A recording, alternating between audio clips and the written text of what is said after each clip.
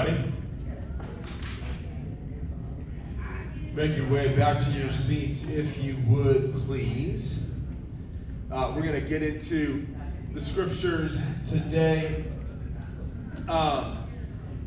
Just bear with me if you would, please. I don't know what happened. I woke up this morning and I kid you not, it felt like someone opened my mouth in the middle of the night and put a blowtorch down there. It just destroyed my throat. I don't know what happened because I did not feel this way yesterday, and I woke up and it was just the way that it is. And I don't feel horrible, but my throat hurts super bad. So I've been on a exclusive diet of Ricolas, honey and tea. All right. So I think we'll be okay. Just bear with me if I have to cough every now and again. We're going to be in Matthew chapter 23 today as we continue our series called Rooted. We're talking about what life looks like rooted in Jesus, rooted in mercy, rooted in the kingdom of heaven. What life looks like and how our faith, we can live a faith that will last for our entire lives, our whole entire walk, if we are rooted in the foundational things of Jesus Christ. And so we're going to be in Matthew chapter 23 today. If you want to turn in your Bibles there in just a second. One of the things that my wife and I, we love to do is we love to go and walk brand new houses. We like to go to brand new housing developments and walk through brand new houses, okay? When our house was being built a few years ago, we would go every single week and we would just check out the progress, right? We'd look to see if anything new was done along the way. And while we were there, we would go into any other house in the neighborhood that didn't have a locked door. And I would be lying to you if I didn't say we checked all the doors and or possibly windows, okay? We wanted to go inside any house that was unoccupied. We wanted to go inside. We wanted to see. I loved walking inside and just smelling the fresh paint, you know? And seeing all the different decor and the style of the house and the contrast from the floor to the fixtures and all the different things. I love seeing the beautiful landscaping. I love seeing the fresh, clean driveways with no oil stains on them, right? Come on, somebody. I think my driveway lasted not even a week. Like, both my car and my daughter's car leaked oil. It was over, you know, immediately. So I like to reminisce on what once was, you know? And every so often, you go into these houses. Part of the fun is not knowing what you're going to get when you go inside, you know? You open the door, and sometimes the house looks beautiful on the outside, and you walk inside, and it matches, right? The fixtures are beautiful. The countertops are nice. All the appliances match. The color scheme complements. The carpet is plush, and you step on it and just sink like 3 inches. You're like, oh my gosh, it's just wonderful.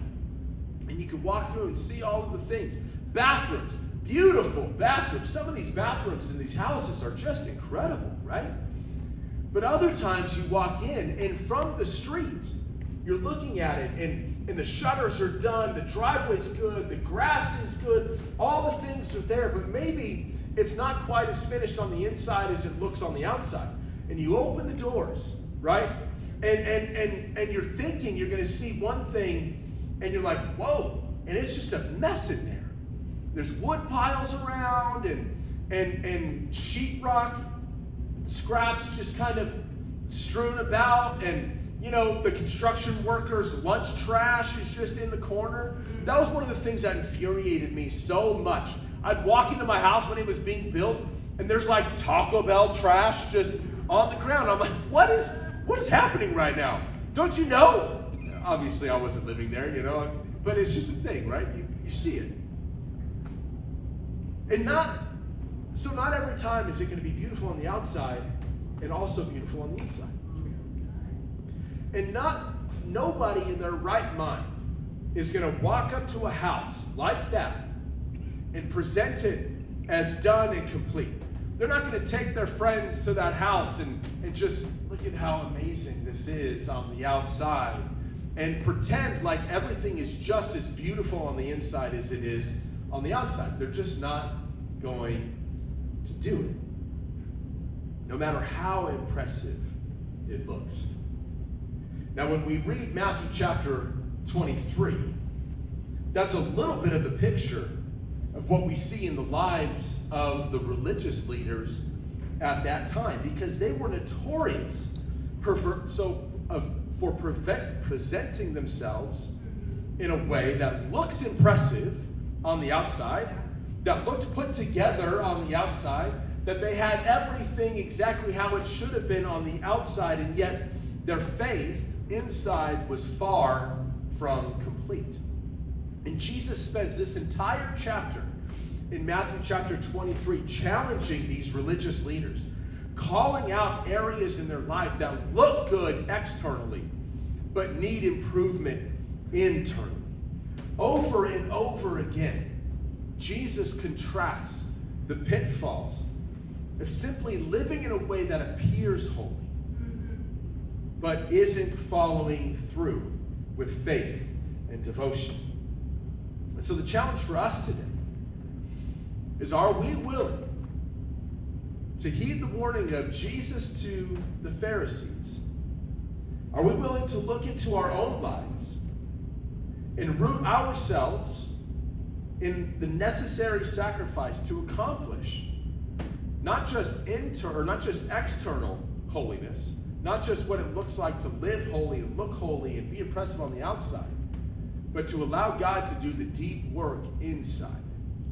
So that way our inside and our outside match. Good. Are we willing to hear Jesus' warnings? Are we willing to live the kind of faith that looks impressive on the outside, but also allows the deep work of Jesus on the inside? And so we're going to start in Matthew chapter 23. We're going to start in verse 1. We're going to read 1 through 3, and we're just going to kind of walk through the chapter today little by little, okay? Matthew chapter 23, verses 1 through 3 say this.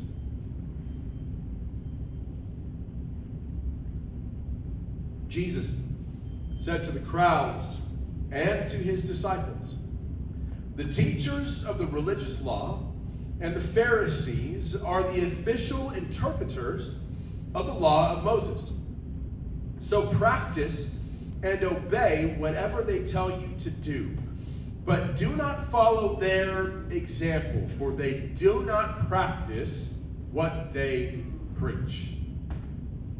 Now, before we get into the warnings of Jesus here, the warnings for the Pharisees, we need to understand a little bit of the history of the Pharisees, the Jewish people, and the laws and the regulations that he's talking about, okay?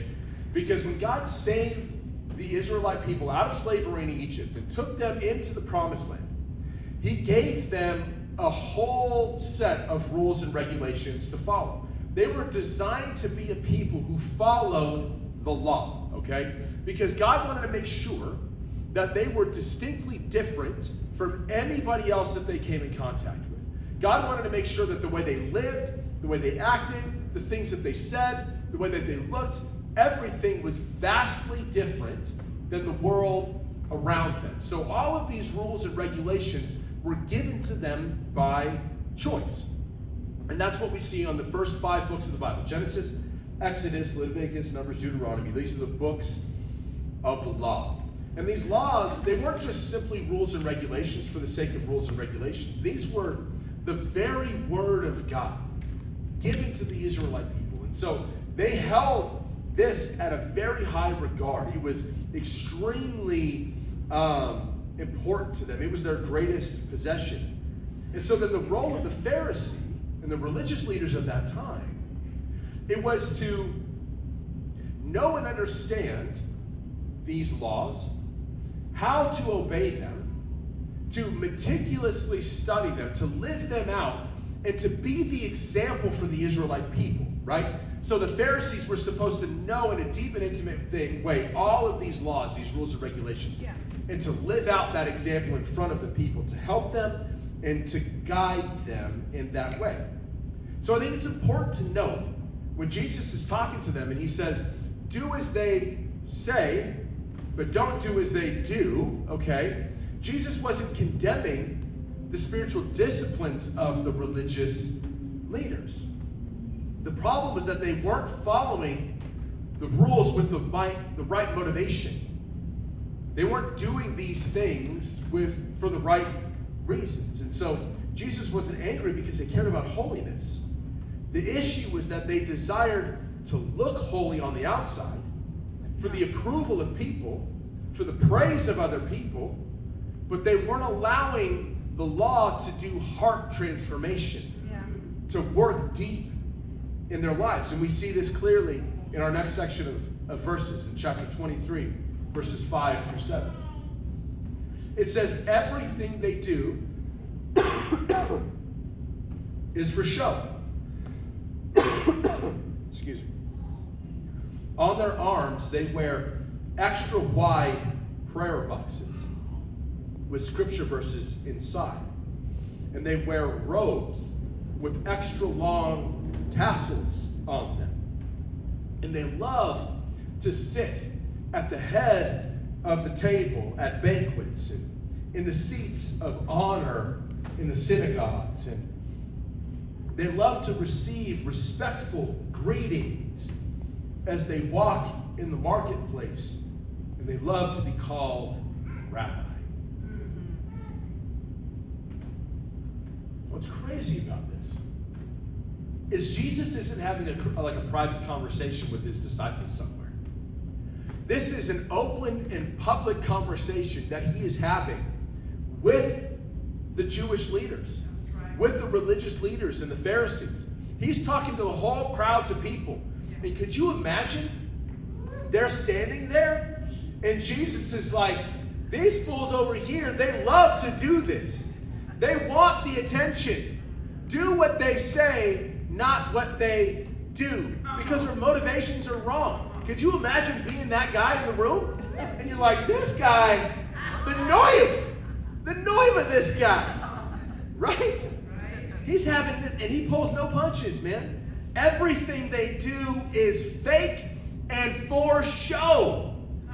That is as direct as you can get, man. And Jesus isn't wrong to point out what the religious leaders are doing, because there's a very real danger if a religion only consists of doing the rules and the regulations, following the steps for the sake or for the sake of external approval, right? For other people to see what you're doing. If that's the only motivation, to follow the rules and regulations so other people can see how well you're doing, there is very real danger in that, because it brings the temptation of a person to allow vanity to drive the behavior. See how good I am. Watch how well I can do this. Are you seeing me? And you can put yourself up with another person. You see how much better I am than them? You see how much more clean my cup is? You see how much more I follow the ritualistic laws and regulations, right? Like, see how well I do these things? Because the truth is, we all like a little bit of affirmation from time to time. We like a little bit of praise. When I do something well, I want somebody to see. I want somebody to notice. I want a little bit of a compliment every now and again. I remember my wife. She was sick a little while ago, and she was set to make dinner. Her and my son rotate making dinner for the family, but this was before my son really jumped into it, and so she really carried the lion's share of the cooking. And but she was sick one day, and she couldn't do it. And so I said, sweetheart, just send me the recipe, and I'll do it. I can follow the steps, you know. And so one of the things that she makes is we call it a homemade hamburger helper.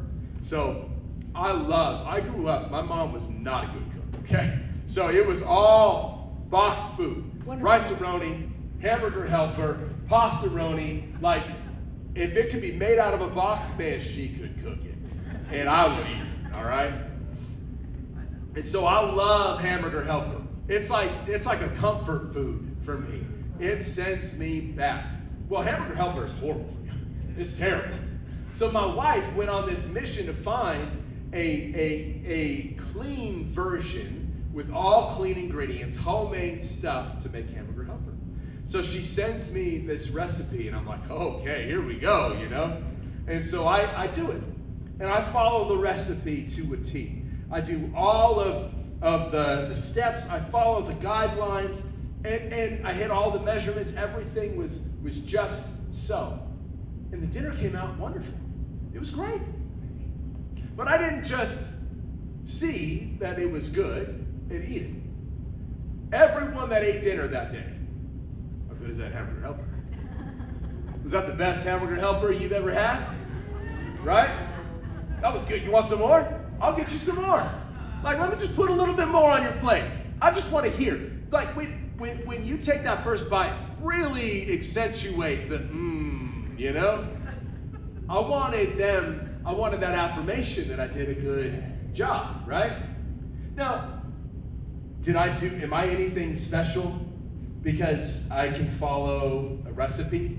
No. I didn't come up with the recipe. I didn't make this. I made the food. I just followed the steps. There's nothing special by what I did. Now, the Pharisees, what they would do, they just weren't following the steps. They were making sure everybody knew how well they were following the steps. They wanted everybody to see them, and they wanted to make a big show of it. So Jesus calls out some of these things that they were doing to get attention. And one of the things that he points out is they used to wear these things on their arms. We've got a picture of it. And they would wear these boxes on their arms or on their forehead. And these boxes, they were prayer boxes. They were called phylacteries. Say phylacteries. Love that word. I was saying it just randomly, walking around, phylacteries. You know? They would take these phylacteries and they would put them on their head and on their arm. And this was a thing that was directed for them to do in the Old Testament during morning prayer. And in these boxes, they would have compartments. You can see on the one on the head, it's got like 4 compartments in there. And it would have these little parchment rolls with scriptures from the Old Testament written on them. And they were to recite these prayers and kind of pray through these scriptures. Now, this wasn't a practice that was limited to the religious leaders. This is something everybody would do. And so what the Pharisees would do, though, is instead of having, and I looked up like that's a pretty close scale picture of what it is. It's not a very big box. What the Pharisees would do is they would take double or triple the size of box and have it on their head or on their arm, these extra wide, extra large boxes. And they would do it to draw attention to themselves. They wanted people to see them like, oh my God, can you see the size of their prayer box? How holy. You know, like the bigger the box, the holier the person. Like, and to us, we laugh about it. But we do things like this. We do things that draw attention to ourselves so other people say and see us and say, man, we want to be recognized for those things. And Jesus said they carried this example in everything that they did. Everywhere that they went, they had this attitude that they wanted to be visibly impressive. And they wanted to look faithful. They wanted to be recognized for it. But again, the problem wasn't what they were doing, it was why they were doing it. Because they didn't love obedience. They loved being recognized for their obedience. They weren't just excited to get an invitation to the party. They wanted to be the center of attention. They wanted the place of honor. They wanted to be there, everybody to see them and recognize them. They didn't just love teaching the people because they wanted to help people understand the truth about who God is. They wanted the title and the respect that came along with the position. The whole motivation of the Pharisees was to dress and act in such a way that drew attention to themselves. And so Jesus confronts this attitude, and this is a key point all throughout Matthew chapter 23. They're going to put it up on the screen. This is a key point that Jesus is going to do all throughout this chapter. And we need to pay attention to it as Christian people in our lives today, because Jesus will consistently confront any person or faith that promotes or protects reputation more than heart transformation. Jesus will confront any person or any faith that protects and promotes reputation over heart transformation. We have a word for people like this, don't we? People who are fake, people who present themselves outwardly different than they act inwardly, or present themselves publicly different than they live privately. Jesus uses the word over and over in this passage. Do you know what it is? Can you think about it? Say it. Yes. Hypocrite. Hypocrite. A person who is fake. A person who says one thing and does another thing. And the chances are good. We've all known people like this. We've all seen people who have acted hypocritically. And if we're really, really honest, we probably would admit to doing things hypocritically in the past, where we've said something and done something else, or held a different standard, held somebody else to a standard that we weren't able to hold. And whether we've seen it or we've done it, we've all witnessed the damage that can be caused by it, you know? We've seen damaged trust in relationships. We've seen things breed resentment and bitterness between people. We've all probably witnessed hypocritical behavior in our workplaces from time to time. You ever see values on a wall and your bosses don't hold the same values that they say the company is enforcing? What happens? You get this, again, do as I say, not as I do kind of vibe, which breeds disconnection, some frustration, a lack of care, and disengagement in the employee, you know? Or you ever see, have you ever seen somebody who's telling you to do something that they're not living out themselves, right?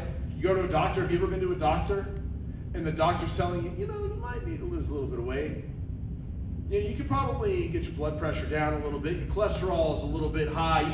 You got some pretty serious health concerns here. And you're looking at your doctor and you're like, I think we've got some pretty serious health concerns here, you know? And it's not that the message isn't sound. The advice is medically sound, but the hypocrisy, it masks the validity of the message. It turns you off to receiving the truth because it's not being lived out in front of you. Probably one of the worst things. And this is the thing that the hypocrisy that Jesus was talking about of the Pharisees. It turns people against the truth because they're holding them to a standard that is unachievable. It's unattainable. And not only are they holding them to that standard, when they fall short, they're throwing shade. They're condemning them. Jesus says you don't lift a finger to help them. You're throwing all these heavy burdens upon them. And you're not doing anything to help them out. This is exactly what the Pharisees were doing. And this is what Jesus says about them in chapter 23, verse 13. He says, "What sorrow awaits you, teachers of religious law, you hypocrites, for you shut the door to the kingdom of heaven in people's faces. And you yourselves won't get in, and you don't let others in either." The Pharisees believed that the only way to find God and to enter into his kingdom was to follow literally hundreds of rules. So when the people tried to find their way, the religious leaders, instead of helping them, guiding them, showing them, they threw all of these weights and these burdens on them, this laundry list of do's and don'ts. And what happened is it became a barrier for people. And Jesus is saying, you're locking them out before they ever get in.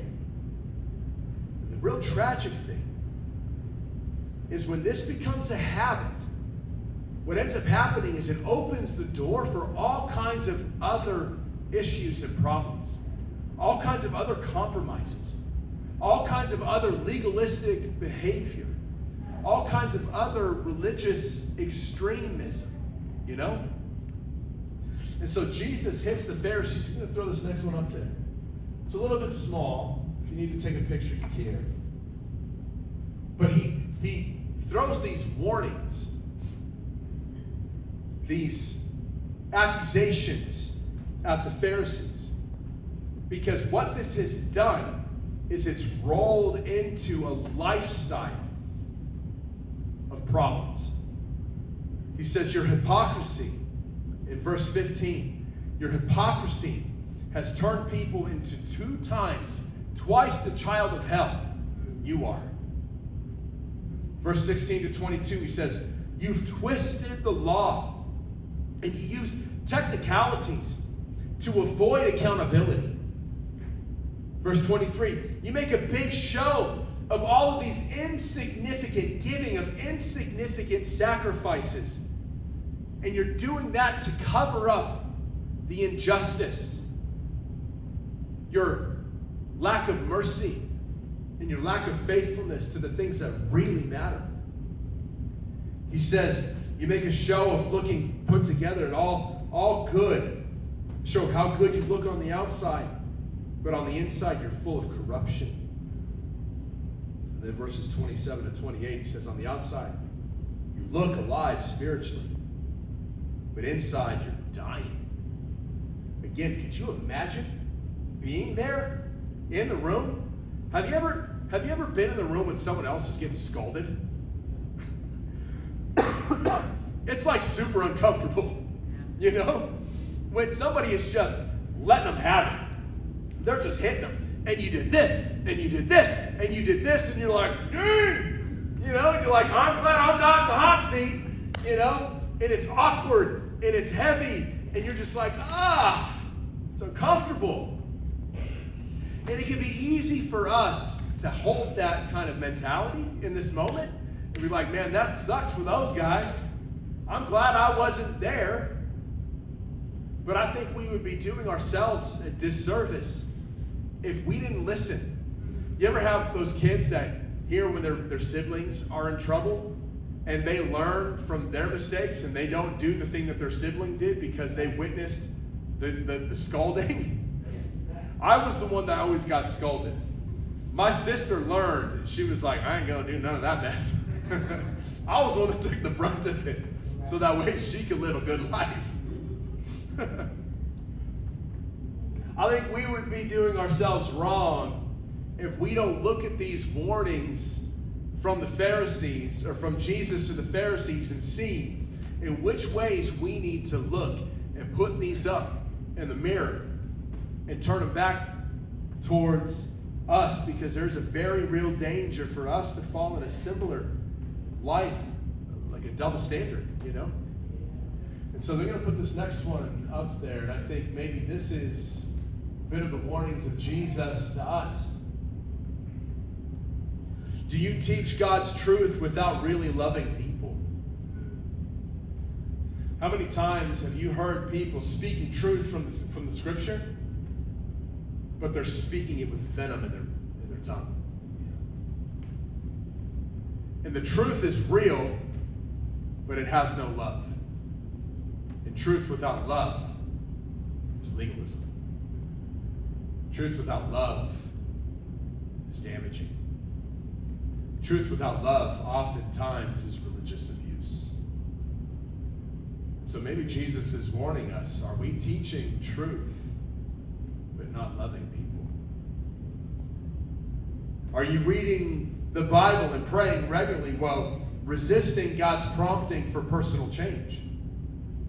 How many times have you read the Bible and thought about somebody else? You know? You're reading about anger. You're reading about some kind of maybe bitterness. You're reading about lying or gossip or something like that. And you're like, man, I think I should screenshot this and post it on my story and tag this person. You know? You're like, Crystal, she needs a little bit of this truth over here. You know? All the while, God's like, you need this truth. You doofus. I'm trying to get your attention here, bro. Or we aim to win arguments instead of winning the hearts of people. Man, sometimes we argue just to argue. And you get to the end and you're like, nobody wins in this. Or you serve God faithfully while hiding personal sin. People look at you and they're like, man, you're so faithful, you're awesome. You're doing all of these things and they're building you up, but you know you're going home and you're dealing with this addiction or you're dealing with this whatever the struggle is, you know? I think we would be doing ourselves a disservice if we didn't heed the warnings of Jesus to us. This gets really, really personal when you break it down. And I want you to hear me. None of this is meant to be heavy and condemning.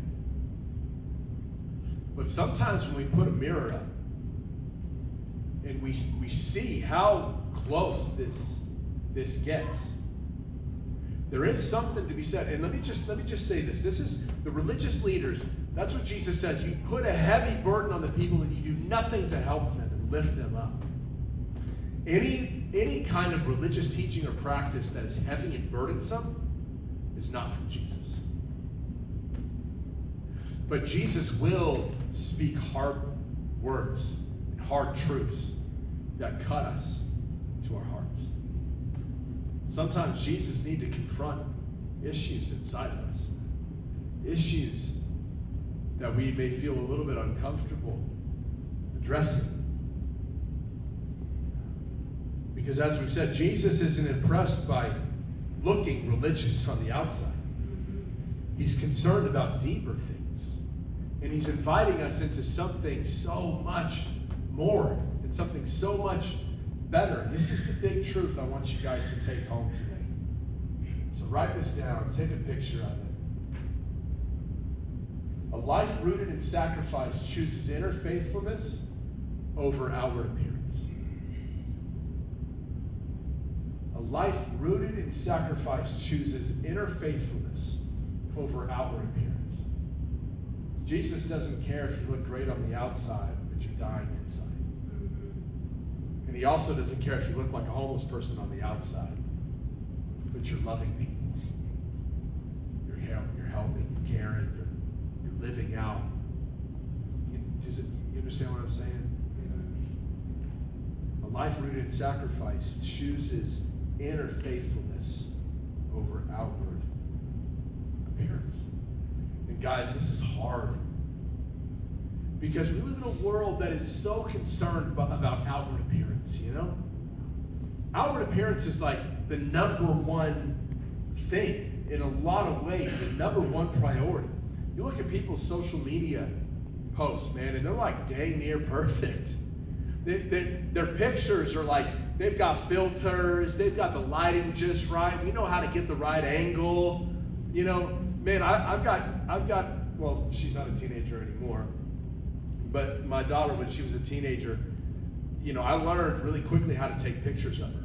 I would just take pictures, and she would like move. It was like a fashion show, man. She would hit this pose, and then this angle, and then she'd go down, and then she'd go up, you know, all these different things. And I'd hand her back the phone, and there'd be like 50 pictures, and she would go through and pick the one that was just perfect. That was just right, you know, that framed everything perfectly. She used to get so mad at my wife, because my wife would be like, click one picture and hand it to her. And she's like, go get my dad, you know? Because she wasn't going to post something that didn't look just right, you know? And we do that all the time, don't we? Right? We don't post the picture of when we got into an argument with our spouse while we were getting ready. We post the picture at dinner, right? When we're smiling. Hashtag date night, you know? Living our best life, right? You don't post the picture when you got up in the morning and you were crying all night. Your life is a mess. Things are hard. It's chaotic. You got no sleep and know what to do, and you don't take a picture of that selfie in the mirror. You know? You take a picture of your quiet time and coffee. I can do all things through Christ. And I'm not trying to make light of things. I'm just saying, this is not outside the norm for us to purposely put ourselves out, present ourselves in a way that doesn't match our current reality, you know? And it's not that things are fake per se, it's just selective. We show the best moments. We want people to see the best, not always the real. We live in a world that's built for selective visibility. And here's the thing, guys. If we're not careful, the temptation is to allow that to bleed into our spiritual life. We're sitting here on a Sunday morning, and our world is crashing on around us. And people are like, how are you? And you're like, I'm good. I'm fine. Everything is fine. You're not fine.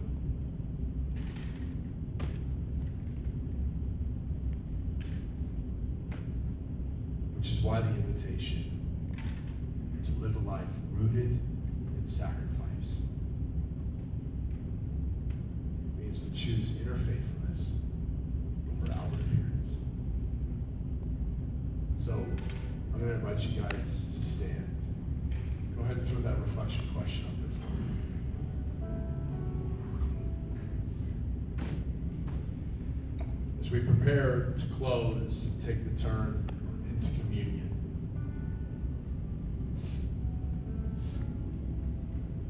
I just want to look at this question.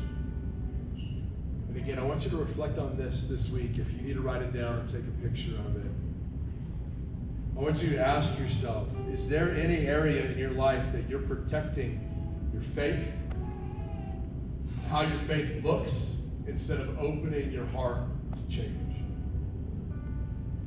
Are you more concerned with being seen as faithful than actually being faithful? It's a hard question. And again, it's not meant to condemn you. It's just meant to force you to look yourself in the mirror a little bit, you know? To just allow Jesus to do the deep work inside.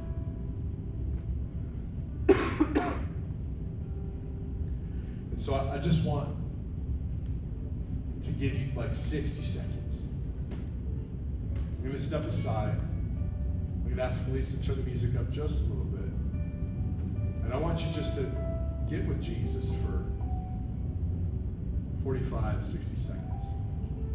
Just read this question and listen to see if there's anything that he needs to reveal to you, and then I'll come back up.